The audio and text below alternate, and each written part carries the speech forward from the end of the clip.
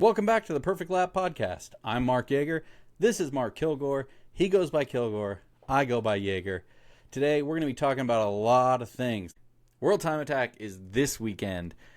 And obviously, this is like the mecca of all time attacks. This is absolutely astounding. Like, if you've not watched this event, if you don't know what this event is, get out from under your rock, get there, check it out.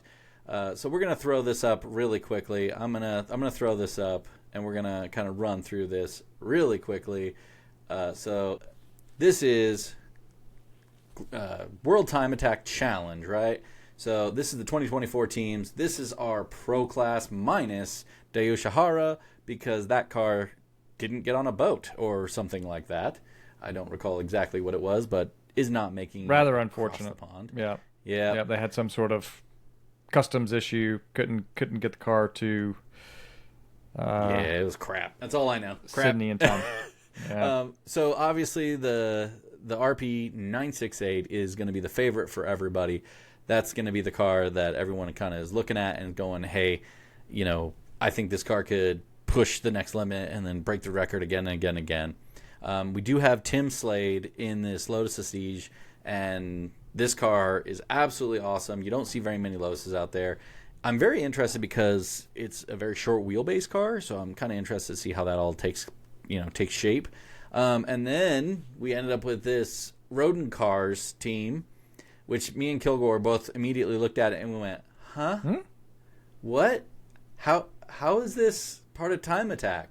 So we're going to quickly touch on this because we don't have too much time left in our bank here. But we both kind of got into this weird realm of what is this? Why is this? And supposedly it fits within the rules. And I went to their website and looked at it. And apparently it kind of falls into the category of like an old GT car type thing. But I'm after we go into the review of World Time Attack after the fact, this is something we're probably going to dive into just to try to understand a little bit more about this car and how it actually fits into the Time Attack category. Obviously, we want to be, under the hopeful thought of like get more, pro class cars out there. Let's do it. But at the same time, I'm also to the point of let's make them be within the rule set. I know I know World Time Attack has very different rules than what we're used to at the U.S. Time Attack level. So, that'll probably be a whole dive in within itself. The Plasma the car's kind of like that Rodin Cars is kind of like similar to like a Factory 5 here in the U.S., right? Like that sort of like like a kit car, Le Mans style prototype kit car kind of thing. So yeah, I agree. Kind of weird. Yeah. But I don't know.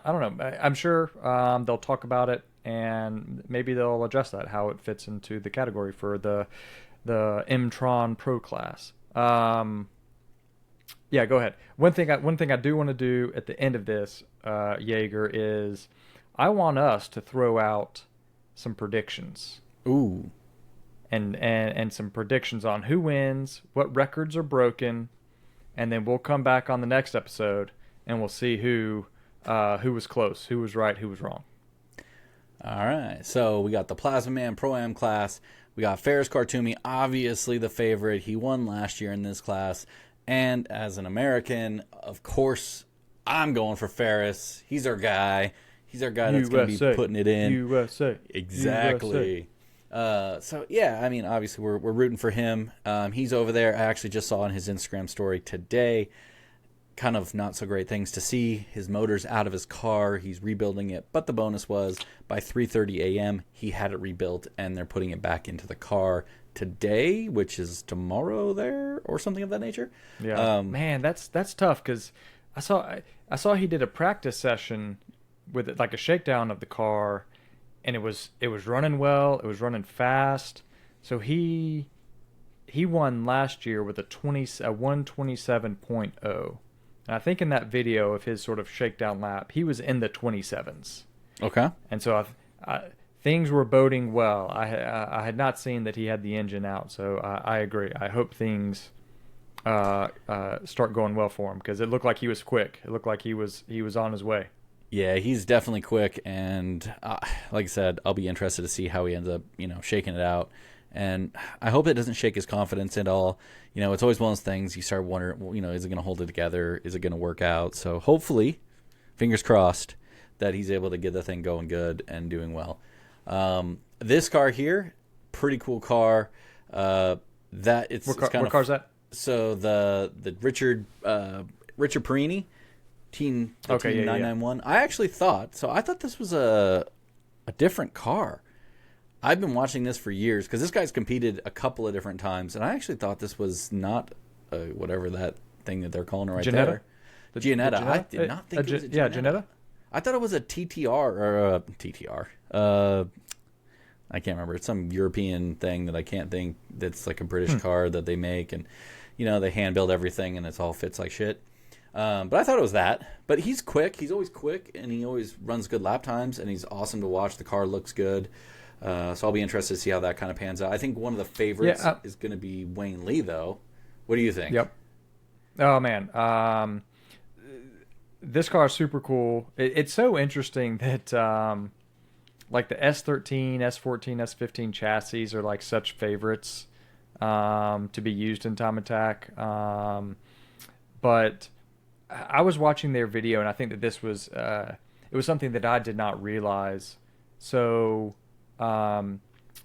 they had a wheel failure last year. Oh, yeah. And the car ended up backing into the barrier, basically tore up the entire back end. Yeah.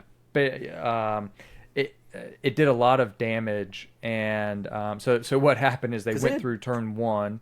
They had Tim Slade driving the car last year too, right? Yep. And then, but when the accident happened, the owner was driving. I think Wayne was driving. Yeah. I think that's right. And so they went to hit the binders into turn two, and broke the suspension, broke the wheel. The wheel went flying off. Basically, I think a control arm failed, and basically ripped the entire wheel assembly.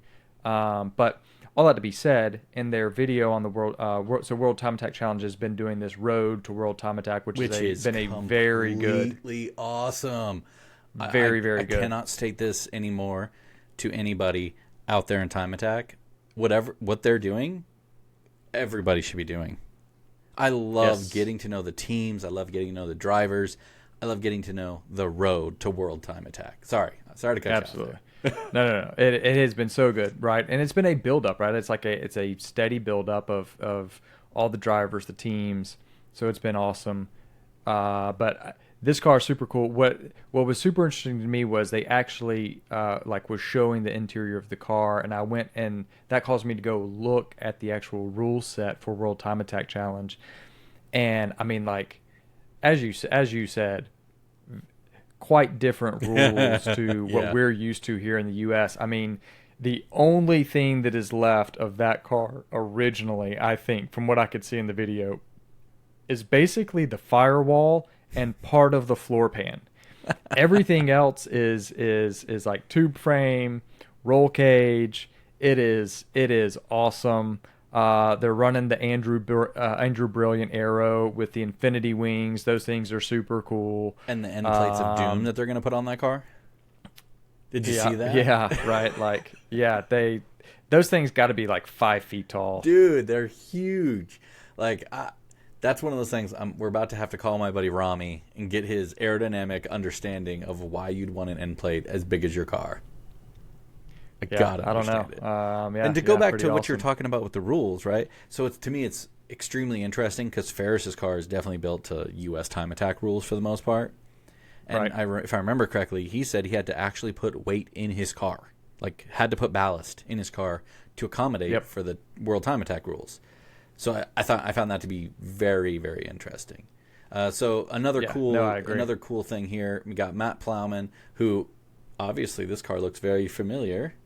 So you're gonna have it's the same the same car, Sakura Motorsport Lotus Exige, which so there was something interesting again on the World Time Attack Challenge Road to World Time Attack video. Tim Slade, who's going to be driving that in the pro class as a pro driver, he was talking about that they've really engineered that car, which is sort of somewhat not normally done in Time Attack. They've really engineered that car to run multiple laps. Huh. And they said that I think one of the main reasons they were able to really kind of finally do that is because of the slick tires. Now that they have the slick tires that huge benefit. Can withstand like multiple laps, they've really engineered that car. They didn't go 11 tenths on the car. They actually kind of went like, okay, let's be a little bit more reasonable here. Let's get a car that can do multiple laps, which I think is interesting. And I mean, I think you can make an argument. Like, so they pulled out the original motor of that car and put in a VQ engine, right? And one of the rationales were to make a good amount of horsepower, but not have it be on that knife's edge of, because I think it had like a RB engine, or maybe it had a, I don't know, it's Nissan talk. Nissan things. It had like a Nissan engine prior, and obviously still has a Nissan engine with a VQ, but they put in an engine that they could make a ton of horsepower and not have as many blow-ups happen, which is really cool. Yep. Another cool, like, obviously is my one of the Subaru other ones, guy. Go ahead. Sorry. Okay, yeah, go ahead. Well, I was going to maybe jump down a little bit, but yeah, you talk about gingerbread racing.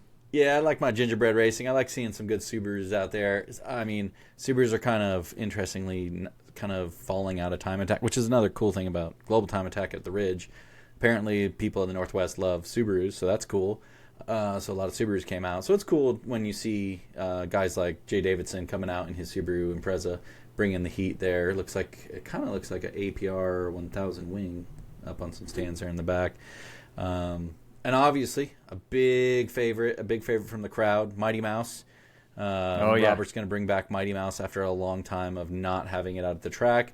So it's really awesome to see. That car's so cool. It just looks awesome. And to me, like, this is... So I'll agree with, like, our friend Amir.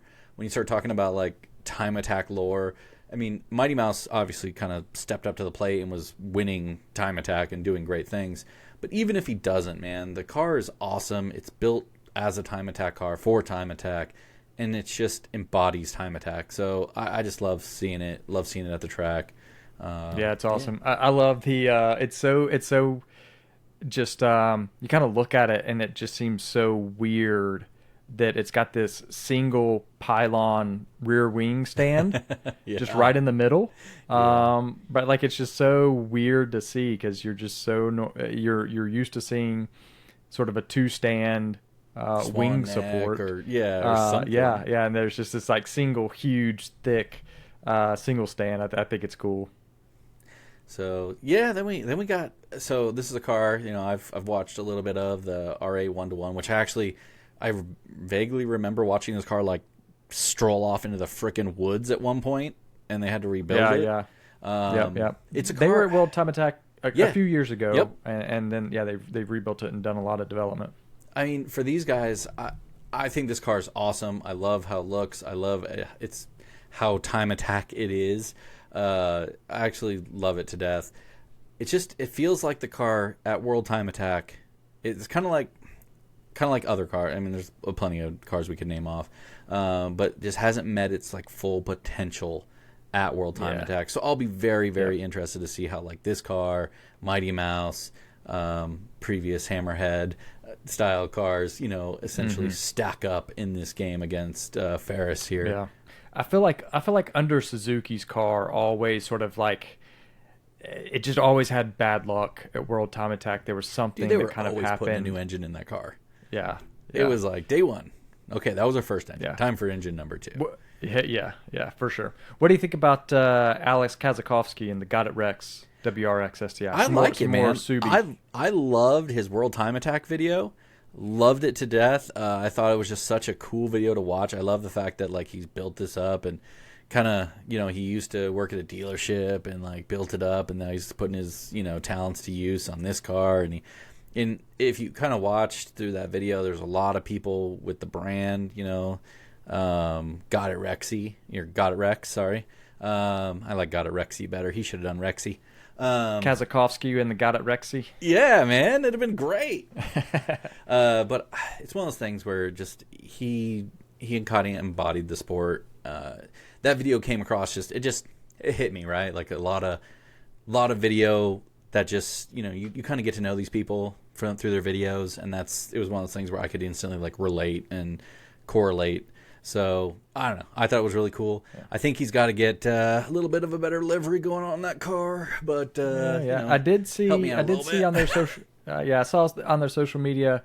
I couldn't tell if it was this car that they're bringing, but they unveiled a full carbon bodied time attack car. But I couldn't tell if it was this car or not, so I don't know. I don't know if maybe that is a little late, right? Like, or if that's a different V2, version 2, version 3 build. I don't know.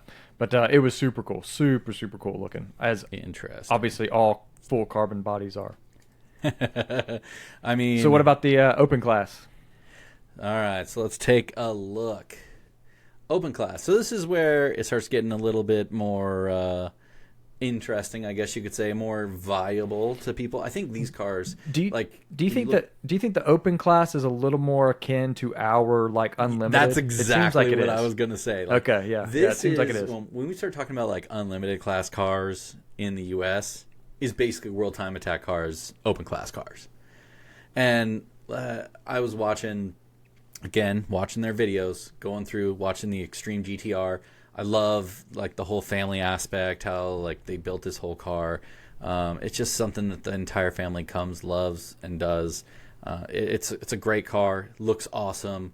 It kind of embodies that inner like Japanese car fanboy from many people, right? Because it's a GTR, and everybody at some point when you were a small child was like, "Oh, dude, a GTR would be so cool. That's all I want," type stuff. So I don't know. It's kind of just a wickedly cool car. Same kind of goes for the Benny Tran car, right? The BYP Racing Honda Integra. I mean, that's something that's so relatable to people where they can go, dude, I owned one of these cars, type thing. So it's super just awesome. Impressive. Yeah, super impressive what they done with that chassis. Absolutely. Yeah. I'm super excited about the Dream Project S15. That thing just looks cool. I just like Where's it. Where's that? It's white. It's like no livery. It's just a blank white S15. I'm blind. But like it kind of gives me the it's driven by the Mighty Mouse guy. Yeah. It is. Yeah. Robert. It kind of just gives me that old like Japanese series. Kind of a GT, the GTC like 200, 300s, 500 cars. The Japanese GT cars, like I just don't know, it just looks cool, and in some ways it also kind of reminds me of Sasha's 370. Like it just looks functional. Like it doesn't look anything like crazy huge over the top. I don't know, I just like it. I'll be interested to kind of see what they can do with it. Yeah, like obviously as a Subaru guy myself, right, I love the kind of very Subaru livery going on with Dan Day and that car. The only problem I have with it is I'm like, it's just not extreme enough for me. Like I need that wing to be taller. I need it to be a little bit more out there in that time attack realm. Where I look over at, Team Scoot, right? And I look at that RX-7 and that just screams like, I think like early 2000s, just like awesome time attack, like import aspect. Like I love that car. It looks freaking awesome. I kind of feel bad for him if he's still using a rotary, but that's fine too. He can do what he wants. Hey, they sound incredible. No doubt about it. Plug your ears loud. Whenever one goes by. That is, you're always gonna look. That is for sure. Oh yeah. Cool thing. Cole Powelson, he's gonna be going down and going to Team Core. So Cole Powelson, we're gonna have an American driver in I don't recall where their team is from, but he's going to be going down there and driving this Subaru. So good luck to Cole and getting his Subaru action going. But man, he's got to remember he's driving a Subaru. It's not a GTR out there. You gotta watch out. This thing's going to break at any second. So. Oh man, good luck to him. I hope he does well. It's good to see him going back, and it's good to see. I think it's just awesome to see that you've got teams who are actually now reaching out to some of the American drivers and competitors and saying, hey, we want you to come drive our car, right? Like some serious street cred for Cole Powelson for that team to reach out to him and invite him to come drive the car. Oh, absolutely. And Cole is such an awesome driver and just personality as a whole. You know, it was only a matter of time before people were going to do it. He comes with the energy. He always does great interviews. He's on point with his, you know, everything he's doing and saying. He's always got something to say, and he's always positive. He's always got something, you know, good. So I'm excited to see what he can do there. Yeah. So earlier this year, right, that was my first time at Super Lap Battle at Coda, and of course he was there, and we were just kind of like, I was walking by their garage, and he was just kind of standing there like next to the car, and I was kind of looking at it, and there weren't really many other people around, and you know, like, just started chatting up with him, and he was super friendly, and I was like, dude, I was like, I'm a huge fan. Like, I've been watching you ever since, like, you've gone to World Time Attack Challenge, right? Like, you know, stay up till 2-3 o'clock in the morning, you know, to watch it on the live stream. But like, he was just so nice, so personable. Like, just when people say like, oh, like, he's such a nice guy, like, he falls into that category for me. And Ferris was also the same way. He was there.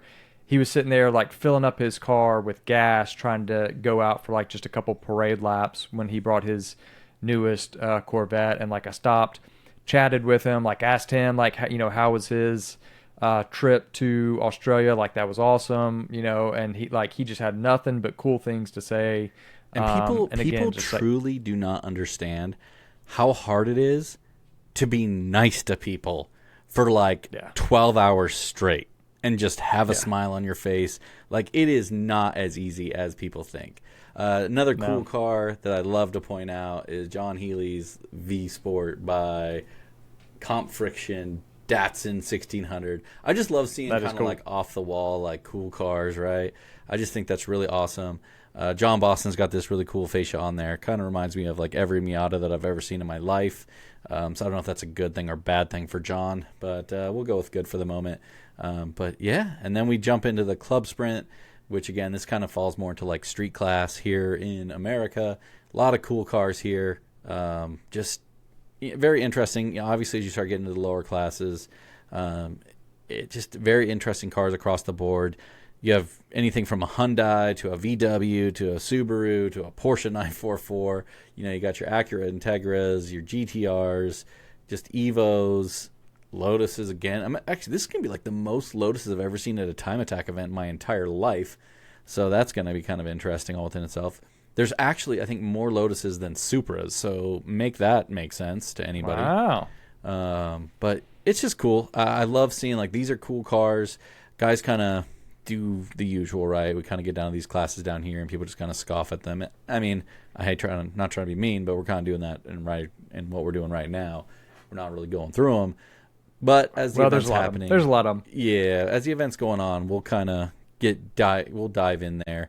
We're gonna see what we can do to get back and give you guys some information about World Time Attack Challenge and give some coverage of it ourselves. Yeah, I'm still. I wish. I hope. I mean, I get that it's a lot of money. Because I'm trying to think. I think last year, Mike Burrows and his Ferrari, I think, was he? I can't remember what class he was running in. Let's see if we can figure that out real quick. Oh, when he went to World? Yeah, when he went to World. He was there last year. I don't remember if it was open or if it was. So he was in open. Okay, yeah. So Mike Burrows was in open.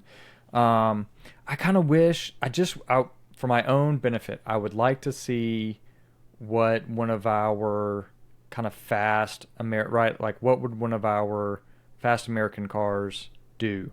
What would what would an Alan Patton? What would a Jackie Dean Supra? Okay, I get what you're like what would that do? Where would that stack up in a Club Sprint type class?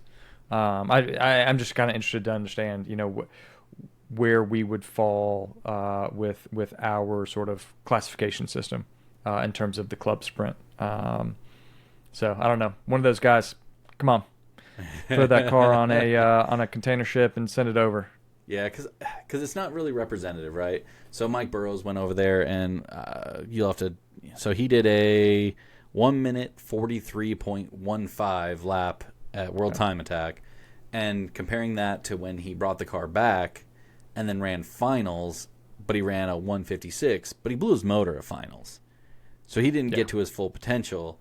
So it's really hard to say. And I think they were also using, I could be wrong, don't quote me on this, but I think they were running like different tires at each event because one event versus the other, there are different rule sets and so on and so forth. Because I mean, if you look at like Ferris Khartoumi, right? Like he's running a 127.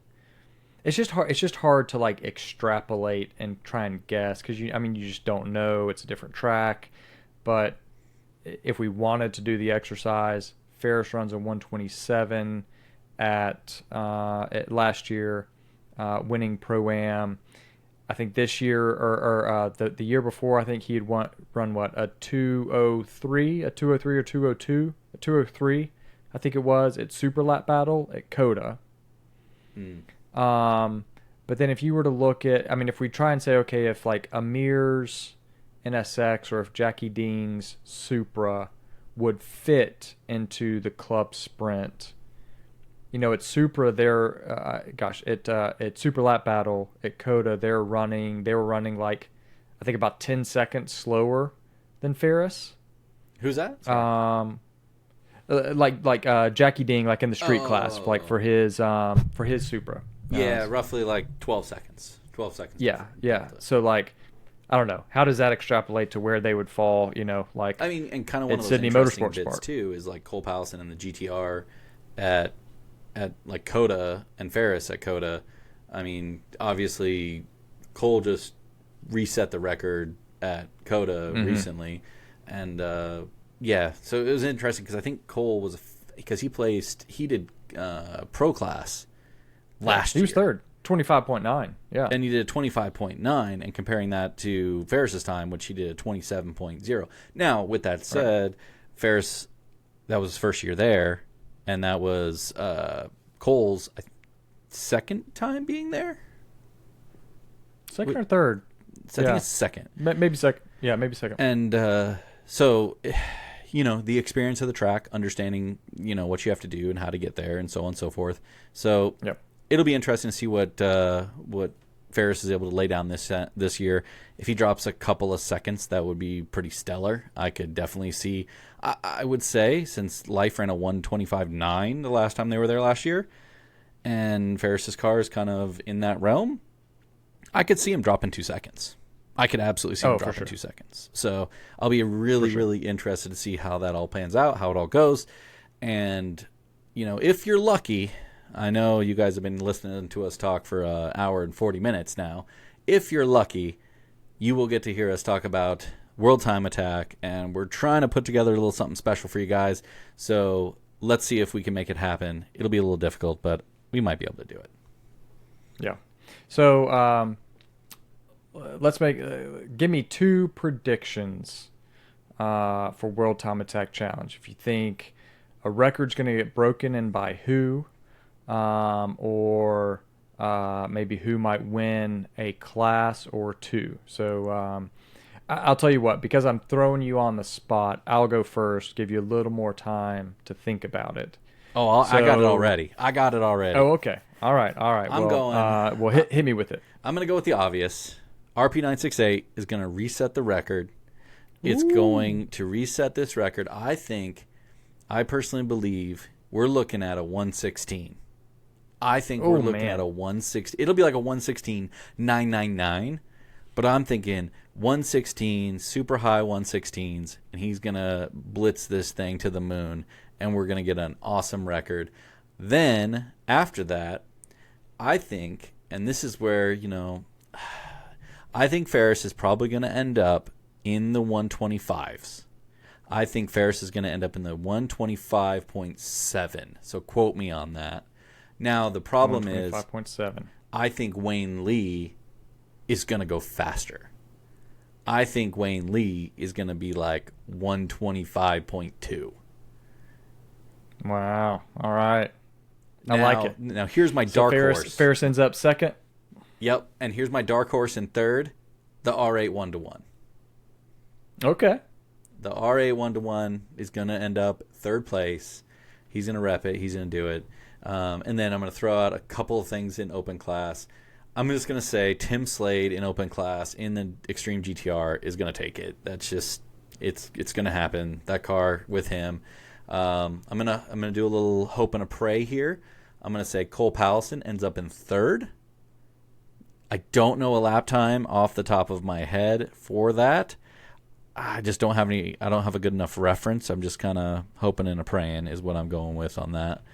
And then for second place, I'm gonna go with the Mighty Mouse driver in the Dream Projects S15. All right, I like it. What you got? I like it. So here's my prediction. I think.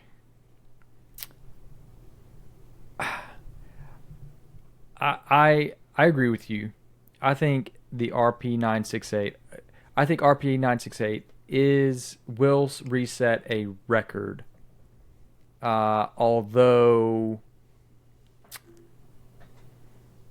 I won't be surprised if maybe they run into some trouble this year. Man, they've been so consistent. Crazy consistent. Crazy. Yeah. Like you don't see them scrambling like most of the other teams. Right. Yeah. So I think I'm going to put this on Ferris. I think he's going to go back-to-back class wins. Okay. I think he goes faster. I think he gets into the. I think he at least gets into the low 26s. I think he could add in another second. But I think he goes back-to-back on that win. And I think it is going to be a real contest between him and Wayne Lee. I think for sure. I think they're going to be battling that out. And then since we agreed on the RP968,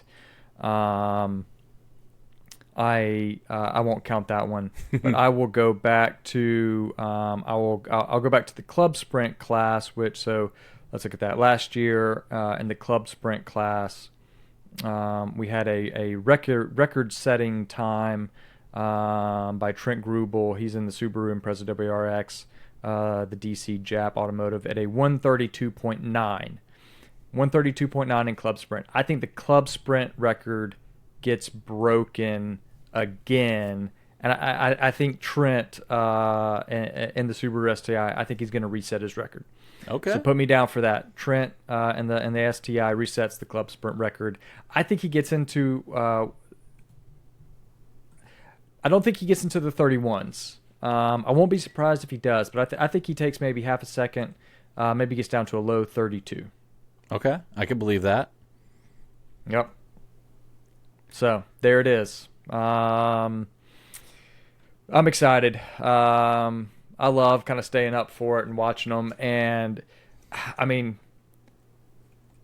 Global Time Attack, Grid Life, they do a really good job. But the broadcast for World Time Attack Challenge is just so good. I even like watching some of the like Flying 500 when they do like the drag races up the front straight. They got some interesting those stuff. Are fun they bring too. Planes in, like the entire event as a whole is a show. Like I give these guys so much credit. Like the event schedule as a whole, when you look at it, I mean this thing is just wild. They have all sorts of things from, obviously the media sessions to the time attack classes, and then they end up throwing in all sorts of like full send demo crew. They have drifting and all sorts of like crazy stuff. I was trying to see quickly. Oh yeah, they have the Hot Wheels stunt team this year. So that's something that they're bringing out there just out of nowhere. Kind of crazy crap that they throw out there. The Garrett ID Cup demo. They're always great about throwing some random stuff out there to get you interested, just to check it out, get people out there, and just be excited about the event as a whole. They always have a car show with stellar cars, and they interview people and they talk it up, and they've done such an amazing job. Ian and those guys at World Time Attack, can't thank those guys enough for like really pushing the time attack out there to the masses. their interviews and stuff like that with the drivers. Big thanks to those guys, getting us involved, getting us invested. That's what we want. We want to, win the hearts and the minds of the people and get us out there so that people understand, what Time Attack's all about. So love it to death that they're doing all that. Yep. Well, let's wrap this one up, Jaeger. So listen, if you guys want to contact us, if you guys want to email the show, you can email us at maximumattack@perfectlappodcast.com. That is Maximum Attack, all together, Maximum Attack @perfectlappodcast.com. Let us know your thoughts. If you have predictions, send us your predictions. Let us know what you think is going to happen in World Time Attack Challenge. We would love to see those. Comments. Throw them in the comments. We are on Spotify. We are on Apple Podcasts. And then we also broadcast these on YouTube. So if you want to watch us and see our beautiful faces, you can watch us do that. You can throw some comments into those sections as well. You can find us on Instagram at Perfect Lap Podcast. We're going to be throwing up some content this weekend as we're watching the World Time Attack Challenge. We also try and throw up stuff during some of the other events. So we hope you guys are enjoying it. We have so many more episodes coming. We've already got a couple more recorded. So keep looking for those coming. And watch World Time Attack Challenge. We're going to hit that up. We'll talk a little bit about the results on the next one, so that'll come in a couple weeks. Hope you guys have a good one. Jaeger, we're out. All right, guys. Check you guys later. Make sure to go check out some Time Attack news as well. He's going to be at World Time Attack. He's going to be throwing some stuff up on Instagram, so make sure you check it out. All right. Perfect Lap Podcast, out.